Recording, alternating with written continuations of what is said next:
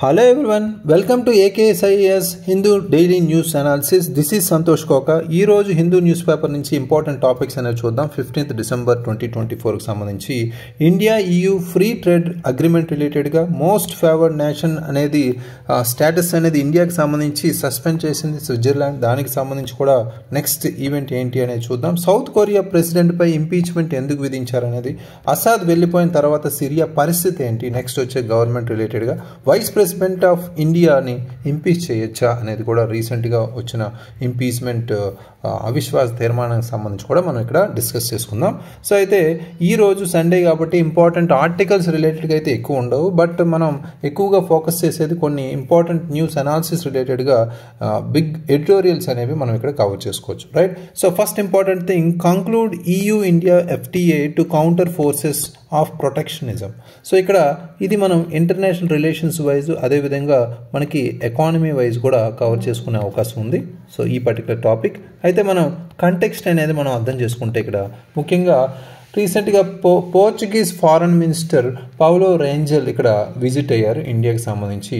ఆ పర్టికులర్గా మనం ఇక్కడ తీసుకుంటే India EU European union free trade agreement రిలేటెడ్గా ఇంపార్టెన్స్గా ఇక్కడ చెప్పుకోవచ్చు. దాన్ని కంక్లూడ్ చేయాలని ఫోకస్ అయితే ఇక్కడ ఈ పర్టికులర్ విజిట్లో మనం చూడొచ్చు. అయితే అంతర్జాతీయ వాణిజ్యంలో పెరుగుతున్న ఈ ప్రొటెక్షనిజం అనేది ఇక్కడ ప్రధానంగా ఫోకస్ చేశారు. ఈ అంశం అంటే రక్షణవాదం, అదేవిధంగా కొంత ట్రాన్సాక్షనలిజం ఇన్ ఇంటర్నేషనల్ ట్రేడ్ కావచ్చు, అంటే కొంత మన లావాదేవీల యొక్క ప్రపంచ ధోరణులు కావచ్చు, రైట్. సో ఈ విధంగా మనకి వీటి మీద ఎక్కువగా ఫోకస్ చేస్తూ ఈ పోర్చుగీస్ ఫారెన్ మినిస్టర్ అయితే ఈ విజిట్ అయితే మనం చూడవచ్చు. అయితే ఇక్కడ బ్యాక్గ్రౌండ్ నేపథ్యంలో బ్యాక్గ్రౌండ్ ఇన్ఫర్మేషన్ సంబంధించి మనం చూస్తే ఇండియా EU మనకున్న అగ్రిమెంట్ ఏదైతే ఉందో FTA అగ్రిమెంట్కి సంబంధించి మనం ఫోకస్ చేయాలి, రైట్. సో ఈ ఫ్రీ ట్రేడ్ అగ్రిమెంట్ అనేది ఇండియా EU అనేది ఎందుకు తీసుకొచ్చారంటే ముఖ్యంగా ట్రేడ్ బ్యారియర్స్ ఏవైతే ఉన్నాయో మనకి సంబంధించి మనకి EUకి సంబంధించి దాన్ని తగ్గించే విధంగా,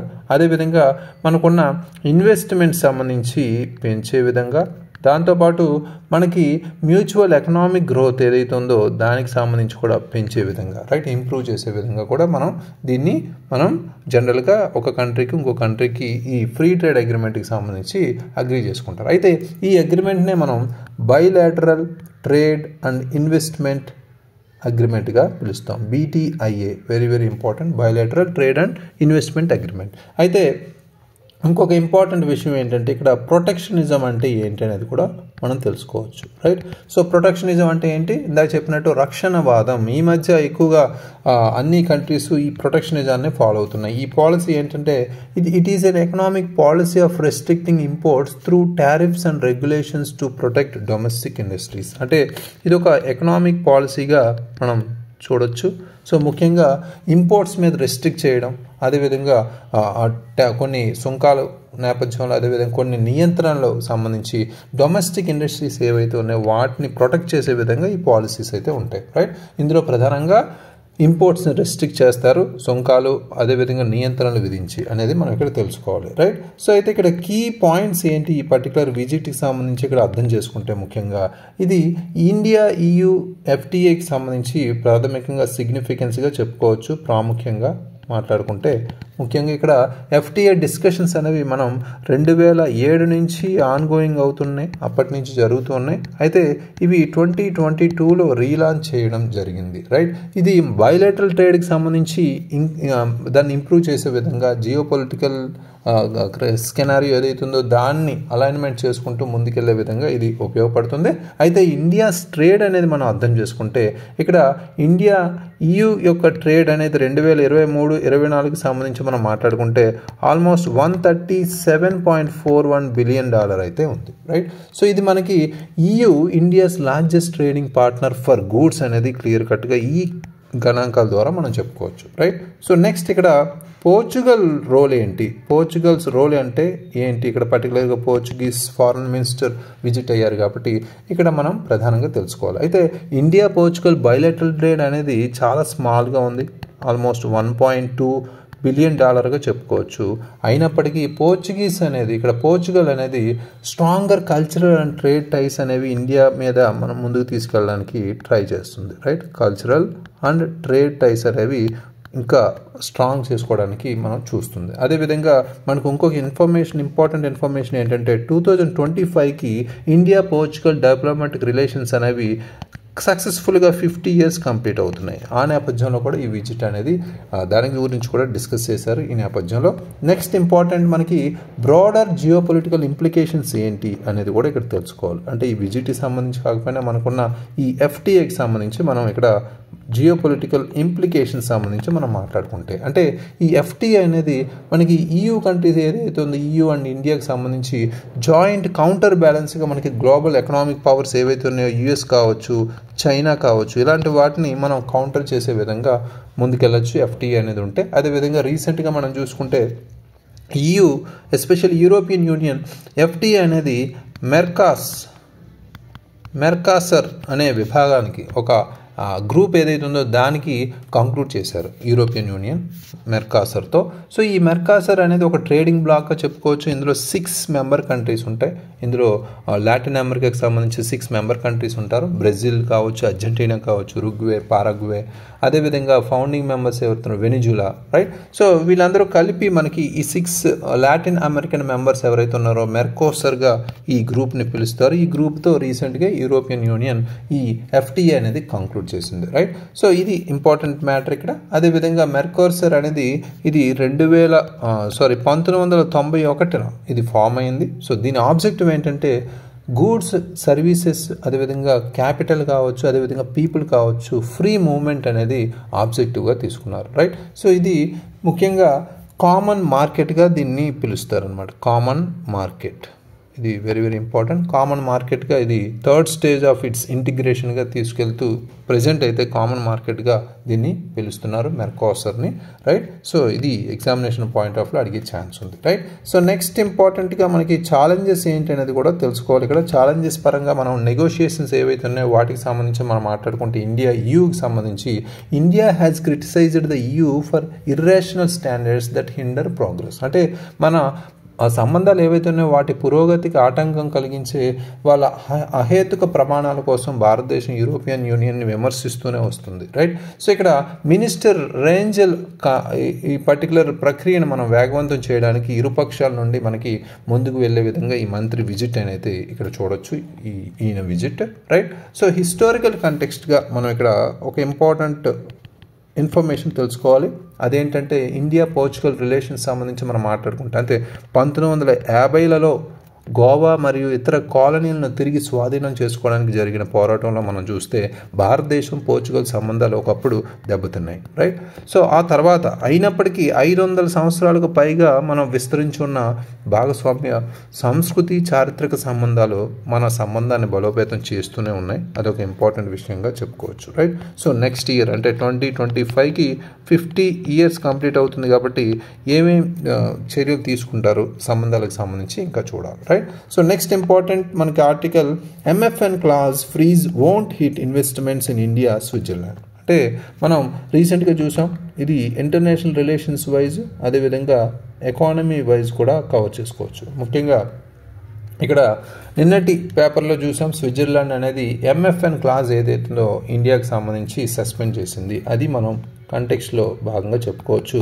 దానికి సంబంధించి MFN స్టేటస్ ఎప్పుడైతే క్యాన్సిల్ చేశారో ఇండియా స్విట్జర్లాండ్ సంబంధించి మనకి ఈ రిలేషన్స్ అనేవి, ఇన్వెస్ట్మెంట్స్ అనేవి చాలా కొలాప్స్ అవుతాయి. ఇవన్నీ మనం చాలామంది విమర్శించారు, రైట్. సో దీనికి సంబంధించి అపోజిషన్ అంటే స్విట్జర్లాండ్ ఏమైనా వ్యక్తపరిచింది ఇక్కడ ఈ పర్టికులర్ ఫ్రీజ్ ఏదైతే ఉందో MFN స్టేటస్ సంబంధించిన పరిస్థితుల నేపథ్యంలో ఇన్వెస్ట్మెంట్స్ ఎటువంటి ప్రాబ్లం ఉండదు అనేది ఖరాఖండిగా చెప్పారు, రైట్. ఆ నేపథ్యంలో ఈ కంటెక్స్ట్ అయితే తీసుకోవచ్చు. ఇక్కడ MFN క్లాజ్ సస్పెన్షన్ రిలేటెడ్గా మనం మాట్లాడుకుంటే స్విట్జర్లాండ్ అనేది మోస్ట్ ఫేవర్డ్ నేషన్ ట్రీట్మెంట్ ఏదైతే ఉందో దాన్ని ఇండియాకి సంబంధించి 30-year-old మనకి డబుల్ ట్యాక్సేషన్ అవాయిడెన్స్ అగ్రిమెంట్ ఏదైతే ఉందో దాని పరంగా మనం మాట్లాడుకుంటే ఇది క్యాన్సిల్ చేశారు, రైట్. సో ఈ క్యాన్సిలేషన్ అనేది January 1st, 2025 నుంచి స్టార్ట్ అవబోతుంది, రైట్. సో ఈ చేంజ్ అనేది ఎందుకు వచ్చింది ఇక్కడ? ఈ చేంజ్ వల్ల ఏమవుతుందంటే ఆల్మోస్ట్ మనం ఇప్పుడు కడుతున్న 5% ఏదైతే ఉందో 5% ట్యాక్స్ అనేది ఏదైతే ఉందో అది ఇంక్రీజ్ అయ్యే ఛాన్స్ ఉంది 10%. దేని మీద? డివిడెండ్స్ కావచ్చు, అదర్ ఇన్కమ్స్ సంబంధించి కావచ్చు, రైట్. అయితే ఈ చేంజ్ సంబంధించి ఇండియన్ కంపెనీస్ ఎవరైతే స్విట్జర్లాండ్లో ఉన్నారో వాళ్ళు ఇంక్రీజ్ ట్యాక్స్ రేట్ ఆఫ్ 10% అనేది భరించే అవకాశం ఉంది, రైట్. సో అయితే ఈ రీజన్ ఏంటి? దీనికి సంబంధించి ఎందుకు MFN స్టేటస్ని క్యాన్సిల్ చేశారని నిన్న కూడా మనం చెప్పుకున్నాం.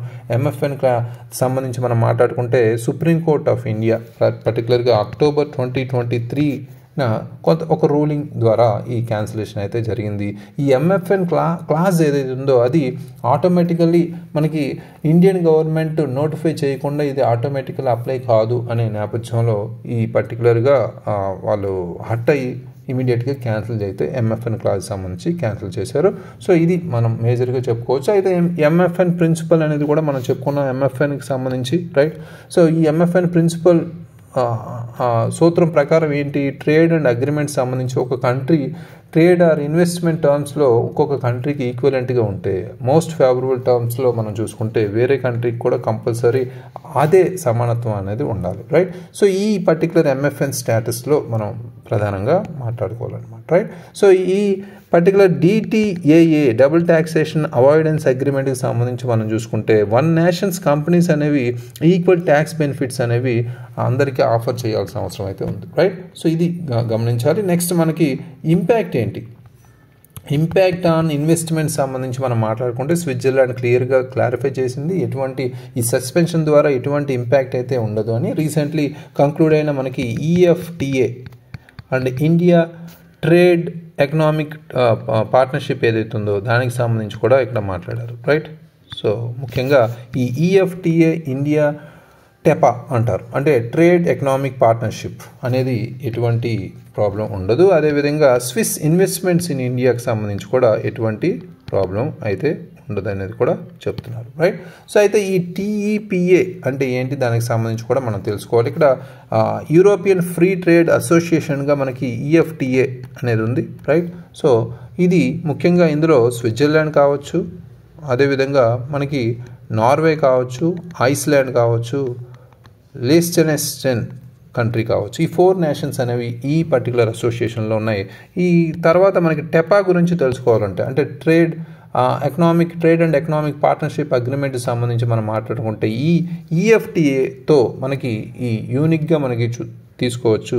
ఎందుకంటే long term investments and employment generation అనేది ఇండియాకి ఒక ప్రయోజనంగా చెప్పుకోవచ్చు, రైట్. EFTA అండ్ ఇండియా టెపా అనేది చాలా ఇంపార్టెంట్. దీనికి సంబంధించి మనం మాట్లాడుకుంటే ఇది ఒక కమిట్మెంట్తో ఉంది. ముఖ్యంగా $100 బిలియన్ మనకి ఇన్వెస్ట్మెంట్స్ అనేవి ఉంది. 1 మిలియన్ జాబ్ క్రియేషన్స్ కూడా ఇండియాలో జరిగే అవకాశం ఉందనేది కూడా ఇక్కడ ఇంపార్టెంట్, రైట్. సో నెక్స్ట్ మనకి రీనెగోషియేషన్ అనేది చాలా ఇంపార్టెంట్. ఇక్కడ ఈ కొన్ని సస్పెన్షన్స్ సంబంధించి కొన్ని రిలేషన్స్ వైజ్ మనం పక్కకు పెడితే renegotiation of DTAA double taxation avoidance agreement అనేది కంపల్సరీ. అంటే ఇండియా అనేది ఈ DTAA సంబంధించి స్విట్జర్లాండ్తో నెగోషియేట్ చేసే ప్లాన్స్లో ఉంది. దానికి సంబంధించి మనం TEPA డీల్ ఏదైతే ఉందో దాన్ని అలైన్ చేసుకుంటూ, రైట్. సో అయితే MFN క్లాజ్ ఏదైతే ఉందో ఆ ఇష్యూ అనేది ఇక్కడ ట్యాక్సేషన్ సంబంధించి స్పెసిఫిక్గా కానీ ఇది broader bilateral or multilateral treaties సంబంధించి ఎటువంటి ఇంపాక్ట్ ఉండదు అనేది కూడా క్లియర్గా చెప్తున్నారు, రైట్. అది గమనించాలి ఇక్కడ. నెక్స్ట్ ఇంపార్టెంట్ ఆర్టికల్ మనకి South Korea law makers impeach president for martial law bid. So ఇక్కడ సైనిక చట్టం ప్రతిపాదనపై దక్షిణ కొరియా అధ్యక్షుడిని అభిశంసించడం అనేది చట్టసభ సభ్యులు అభిశంసించారు. దానికి సంబంధించి వెరీ ఇంపార్టెంట్. ఇది ఇంటర్నేషనల్ రిలేషన్ వైజ్ తెలుసుకోవచ్చు. అంత ప్రాముఖ్యమైనది కాకపోయినా వరల్డ్ ఓరియంటెడ్గా ఎందుకు జరుగుతుంది, దాని కంటెక్స్ట్లో ఇండియా రిలేటెడ్గా అంశాలు ఏంటి అనేది మనం ఇంపార్టెంట్ ఎగ్జామినేషన్లో అడిగే ఛాన్స్ ఉంది. అయితే ఇక్కడ కంటెక్స్ట్ అనేది మాట్లాడుకుంటే సౌత్ కొరియన్ ప్రెసిడెంట్ యూన్ సుక్ యోల్ని ఇంపీచ్ చేశారు. రీసెంట్గా December 10, 2024 south Korea's national assembly president యూన్ సుక్ యోల్ని ఇంపీచ్ చేశారు. ఈ ఇంపీచ్మెంట్ అనేది ఎందుకు చేశారంటే ఇతను ఇంపోజ్ చేయాల్సిన martial law fail to attempt impose martial law on December 3 అది, రైట్. సో ఈ మార్షియల్ లా ఏంటి, దానికి సంబంధించి ఏంటి అనేది మనం తెలుసుకుందాం. ముఖ్యంగా ఈ ఇంపీచ్మెంట్ వల్ల ప్రెసిడెంట్ యూన్ కంపల్సరీ ఆఫీస్ నుంచి సస్పెండ్ అయ్యే అవకాశం ఉంది. Constitutional court of south Korea ఏదైతే ఉందో 180 days టైం పీరియడ్ ఇస్తుంది భవిష్యత్తుకు సంబంధించి, ఇతని భవిష్యత్తు సంబంధించి ఏం చేయాలనేది. అయితే ఇక్కడ బ్యాక్గ్రౌండ్ ఇన్ఫర్మేషన్ మనం తెలుసుకోవాలంటే ఇక్కడ మార్షల్ లా సౌత్ కొరియాకి సంబంధించి మనం మాట్లాడుకుంటే ఇది ఒక హిస్టారికల్ సిగ్నిఫికెన్స్ ఉన్నది. సౌత్ కొరియా ముఖ్యంగా it was used during periods of military dictatorships in the 20th century. అంటే 20th century సంబంధించి మనం మాట్లాడుకుంటే సైనిక నియంతృత్వాల కాలంలో ఉపయోగించినందున దక్షిణ కొరియాలో ఈ యుద్ధ చట్టానికి చారిత్రక ప్రాముఖ్యత అయితే ఉంది. రైట్. సో అంటే నిరసనలు అణచివేయడానికి ఈ సైనిక చట్టం ప్రకటించబడిన 1980 గ్వాంగు తిరుగుబాటు అనేది చాలా ఇంపార్టెంట్. రైట్. ఇక్కడ మనకి గ్వాంగ్జూ తిరుగుబాటు అప్రైజింగ్ అనేది చాలా ఇంపార్టెంట్. ఈ చారిత్రక నేపథ్యంలో మనం అంటే తిరుగుబాటు దేశ చరిత్రలో చాలా కీలకమైన సంఘటన జరిగింది. అందువల్ల మార్షల్ లా విధించే ఏ ప్రయత్నాన్నైనా ప్రజలు మరియు రాజకీయ నాయకులు చాలా అనుమానంతో చూస్తారు ఇక్కడ. సో దానివల్ల ఇక్కడ ఇంపీచ్మెంట్ అయితే అపోజిషన్ పార్టీస్ సక్సెస్ఫుల్గా ఫోకస్ చేశారు. దానికి సంబంధించిన ప్రజల ఒపీనియన్ కూడా ఇక్కడ మనం తీసుకోవచ్చు. రైట్. సో అయితే ఇక్కడ ఫెయిల్డ్ మార్షల్ లా అటెంప్ట్ అనేది ఇక్కడ మనం మాట్లాడుకోవచ్చు. అంటే యూన్ అనే ఈ మార్షల్ లాని ఇంపోజ్ చేయడానికి ఫెయిల్ అయ్యారు. అందుకనే వైడ్ స్ప్రెడ్ ప్రొటెస్ట్స్ అనేవి ఇక్కడ జరిగాయి. దానివల్ల చాలామంది ఇక్కడ ర్యాలీ చేయడం దీనికి సంబంధించి మనం చూడొచ్చు. అయితే కాన్స్టిట్యూషన్ కోర్ట్స్ రోల్ ఏంటి ఇక్కడ పర్టికులర్గా ఇతను యూన్ will be the only second south Korean president to be successful impeached అని కూడా అంటున్నారు. అంటే పర్టికులర్గా ఇది డెసిషన్ అనేది constitutional court of south Korea ఇది తీసుకోవాలి అనేది ఇక్కడ తెలుస్తుంది. రైట్.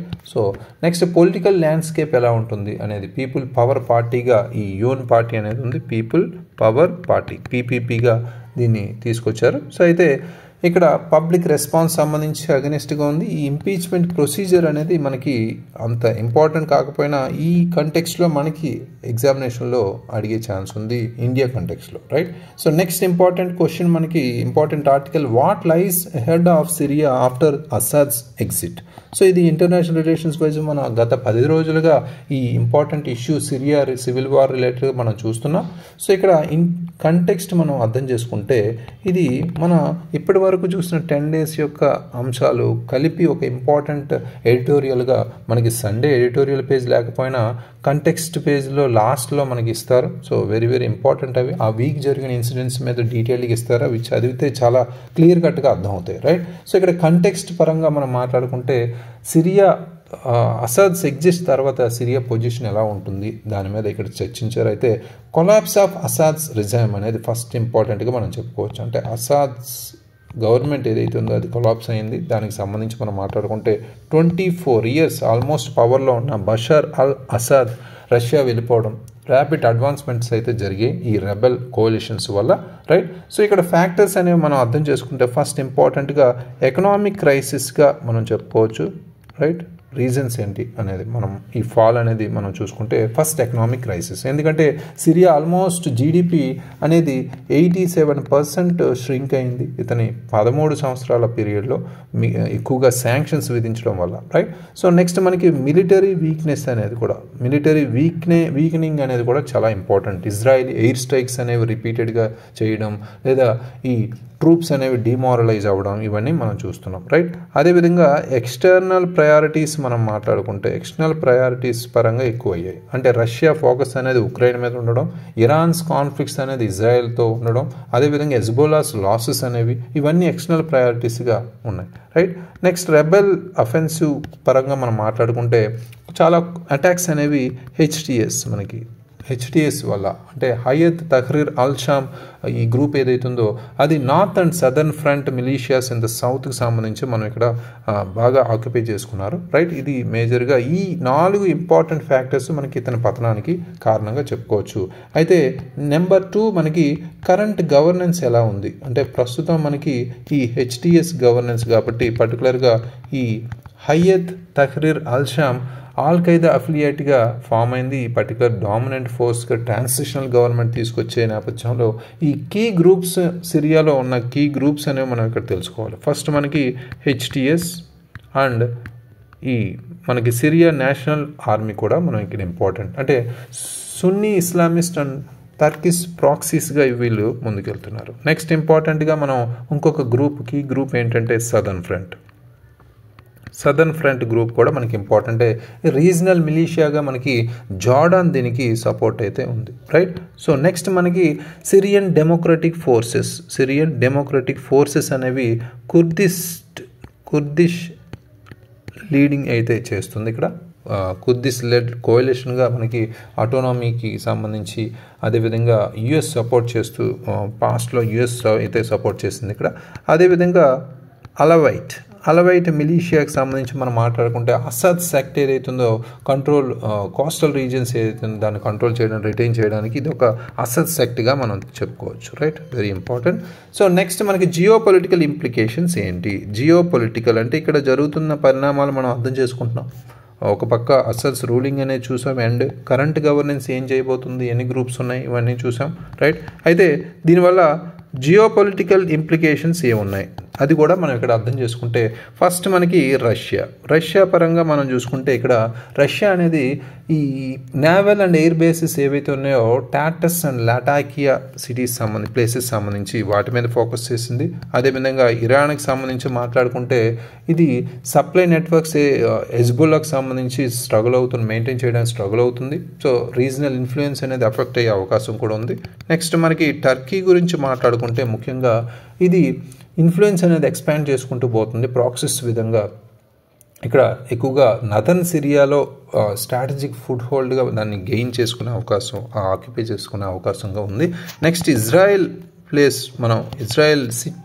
కంట్రీ గురించి మనం మాట్లాడుకుంటే ఆ వ్యాక్యూమ్ ఏదైతే ఉందో ఎక్స్ప్లాయిట్ చేసే విధంగా ఆ టెరిటరీస్ అదేవిధంగా కొన్ని థ్రెట్స్ని కంటైన్ చేసే విధంగా ఇది పోరాడుతుంది, రైట్. సో ఇవి మనకి జియోపొలిటికల్ ఇంప్లికేషన్స్ పరంగా మనం పెట్టుకోవచ్చు. నెక్స్ట్ మనకి ఫ్యూచర్ ఛాలెంజెస్ ఏమున్నాయి అనేది కూడా ఇక్కడ మాట్లాడుకుంటే ముఖ్యంగా ఫ్యూచర్ ఛాలెంజెస్ పరంగా హెచ్టిఎస్ అనేది ముఖ్యంగా ఇక్కడ ఐడియాలజికల్ ఇంక్లూజివిటీ అనేది హెచ్టిఎస్కి లేదు అనేది ఇక్కడ తెలుస్తుంది, రైట్. సో అదేవిధంగా రిసోర్సెస్ లేవు నేషన్ బిల్డింగ్కి, ఎలా చేస్తుంది అనేది కూడా ఇక్కడ క్వశ్చన్ మార్కే. అదేవిధంగా మిలీషియస్ అనే కాన్ఫ్లిక్టింగ్గా ఉంది, అది ఒక స్టెబిలిటీ ఉంటుందా అనేది కూడా ఇక్కడ క్వశ్చన్ మార్కే. స్టెబిలిటీ అనేది ఈ రీజియన్లో క్వశ్చన్ మార్కే. అదేవిధంగా కంపారిజన్స్ అయితే ఉన్నాయి లిబియాతో, ఆఫ్ఘనిస్తాన్, ఇరాక్, ఇవన్నీ మనకి చూస్తే ఆల్రెడీ వాటిని చూస్తే లిబియా కావచ్చు, ఆఫ్ఘనిస్తాన్ కావచ్చు, ఇరాక్ కావచ్చు, ఇలాంటి కంట్రీస్ ఆల్రెడీ ప్రీవియస్గా మనం చూసాం.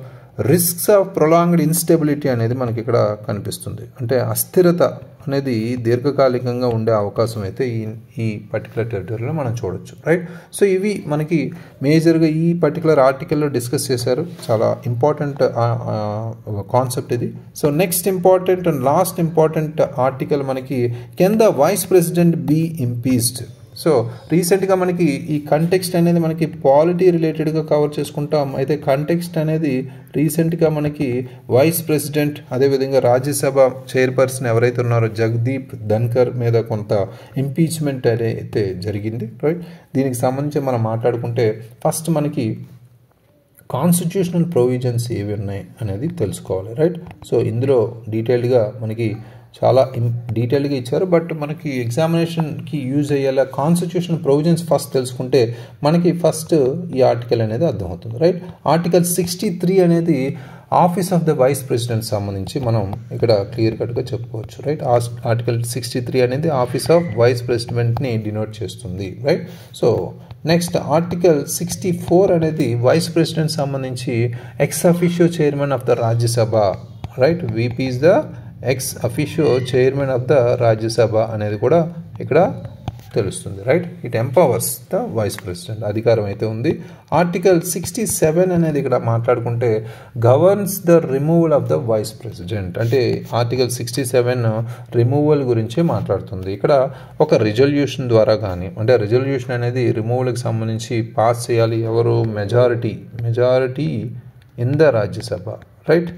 So and agreed upon Lok Sabha also, right. So ఇది గమనించాలి. అంటే ఒక రెజల్యూషన్ తీర్మానం తీసుకుంటే దాన్ని majority in the Rajya Sabha pass చేస్తే దాన్ని లోక్సభలో అప్రూవ్ చేయాలి, రైట్. అదొక కండిషన్. నెక్స్ట్ మనకి ఈ 14-day నోటీస్ అయితే కంపల్సరీ ఉండాలి. ఈ రెజల్యూషన్ అనేది డిస్కషన్స్కి రావాలంటే 14-day నోటీస్ అనేది కంపల్సరీ ఉండాలి, రైట్. ఈ 2 కండిషన్స్తో వైస్ ప్రెసిడెంట్ రిమూవల్ అయితే ఉంటుంది, రైట్. సో అయితే ఇక్కడ బ్యాక్గ్రౌండ్ ఇన్ఫర్మేషన్ సంబంధించి మనం మాట్లాడుకుంటే కొంత ప్రెసిడెంట్ సంబంధించి అంటే ఫర్ ఎగ్జాంపుల్ 2020లో నో కాన్ఫిడెన్స్ మోషన్తో డిప్యూటీ చైర్మన్ ఎవరైతే ఉన్నారో హరివంశ్ అని డిస్మిస్ చేశారు, non fulfilment of 14-day notice requirement, right. So ఇది ఒక ఇంపార్టెంట్ మ్యాటర్గా చెప్పుకోవచ్చు. అంటే ఇలాంటి తీర్మానాలు వచ్చినప్పటికీ దాని కండిషన్స్ నేపథ్యంలోనే వీళ్ళకి ఇంపీచ్ చేసే అవకాశం ఉంది. అంటే ప్రీవియస్గా 2020లో no confidence motion deputy chairman Harivansh మీద ఉన్నప్పటికీ అది 14-day నోటీస్ రిక్వైర్మెంట్ అనేది చేయలేకపోయింది, రైట్. దానివల్ల క్యాన్సిల్ అయింది. నెక్స్ట్ మనకి వైస్ ప్రెసిడెంట్స్ రోల్ అనేది చాలా ఇంపార్టెంట్. ఇక్కడ మనం తెలుసుకోవాల్సింది బ్యాక్గ్రౌండ్ టాపిక్లో వైస్ ప్రెసిడెంట్ రోల్, అసలు ఏం చేస్తారు వైస్ ప్రెసిడెంట్ సంబంధించి మాట్లాడుకుంటే second highest constitutional authority in ఇండియాగా మనకి వైస్ ప్రెసిడెంట్ చాలా రెస్పాన్సిబుల్ పర్సన్, ఇక్కడ మేజర్గా presiding over the Rajya Sabha, right. So అది ఇక్కడ ఇంపార్టెంట్గా చెప్పుకోవచ్చు. Smooth conducting or smooth functioning of the house, right. So అదేవిధంగా ఈ రోల్ అనేది మేజర్గా న్యూట్రాలిటీ చాలా అవసరం. ఈ రోల్ ప్లే చేయాలంటే న్యూట్రాలిటీ చాలా అవసరం. సో కొన్ని అలిగేషన్స్ అయితే పార్ట్నర్షిప్ సంబంధించి చాలా ఇంపార్టెంట్గా చెప్పుకోవచ్చు, రైట్. సో అయితే రిమూవల్ ప్రాసెస్ సంబంధించి మనం మాట్లాడుకుంటే రిమూవల్ ప్రాసెస్ సంబంధించి మనకి ఇక్కడ మాట్లాడుకుంటే ముఖ్యంగా vice president can be removed mid term, అంటే మధ్యలోనే ఇతను రిమూవ్ చేయగలచ్చు. బట్ దేని ద్వారా resignation submitted to the president, అంటే ఫస్ట్ అతనుగా రెసిగ్నేషన్ అయితే ప్రెసిడెంట్కి అందజేస్తే మిడ్ టర్మ్లోనే వైస్ ప్రెసిడెంట్ని రిమూవ్ చేసేయచ్చు. Next by a resolution passed in parliament, right. Resolution అనేది పాస్ చేస్తే, అంటే ఈ 2వ కండిషనే ఇప్పుడు మనకి ఇది చెప్పుకోవచ్చు. అయితే రిమూవల్ ప్రాసెస్లో వైస్ ప్రెసిడెంట్ రాజ్యసభ ప్రొసీడింగ్స్కి కంపల్సరీ అటెండ్ అవ్వకూడదు, అదొక రూల్ ఉంది. సో డిస్కషన్స్లో అయితే వితౌట్ ఓటింగ్ పార్టిసిపేట్ అయ్యే అవకాశం ఉంటుంది, రైట్. ఇది ఒక ఇంపార్టెంట్ క్వశ్చన్స్ వైజ్ ప్రిలిమ్స్లో అడిగే ఛాన్స్ ఉంది. During the removal process vice president cannot preside over the Rajya Sabha proceedings but may participate in discussions without voting, right. Very very important question. Next practical challenges ఏవైతే ఉన్నాయో వీటికి సంబంధించి మనం మాట్లాడుకుంటే ఇప్పుడు ఈ Rajya Sabha chairman and vice president of India Jagdeep Dhankhar గారి మీద ఈ ఇంపీచ్మెంట్ అలిగేషన్స్ అయితే వచ్చాయి. బట్ అయితే రాబోతుంది వింటర్ సెషన్ కదా, వింటర్ సెషన్ ఇప్పుడు అనుకున్న 14-day నోటీస్ కన్నా తక్కువ పీరియడ్ కాబట్టి అది జరిగే అవకాశం అయితే లేదంటున్నారు. అదేవిధంగా పార్లమెంట్లో నెంబర్ ఆఫ్ పీపుల్ రూలింగ్ పార్టీకే ఫేవర్గా ఉన్నారు కాబట్టి కంపల్సరీ ఈ పాసేజ్ అనేది జరగదు అనేది చెప్తున్నారు. అయితే ఈ అపోజిషన్ ద్వారా ఈ నో కాన్ఫిడెన్స్ మోషన్ అనేది ఒక సింబాలిక్ మూవ్గానే కనిపిస్తుంది. అంటే ఉపరాష్ట్రపతిపై అవిశ్వాస తీర్మానం అనేది ఒక పక్షపాత ప్రవర్తనకు వ్యతిరేకంగా ఒక సింబాలిక్ గెస్చర్గానే చేశారు, కానీ అంత సీరియస్ మ్యాటర్ కాదు అనేది కూడా తెలుస్తుంది, రైట్. సో ఇది చాలా ఇంపార్టెంట్ ఆర్టికల్స్. ఈరోజు మనం ఆల్మోస్ట్ వీక్లో జరిగిన ఇంపార్టెంట్ ఆర్టికల్స్ని డీటెయిల్గా మెన్షన్ చేస్తూ కొన్ని ఈరోజు రిలేటెడ్ ఆర్టికల్స్ కూడా కవర్ చేసుకున్నాం. Please revise it. Thank you very much. All the very best.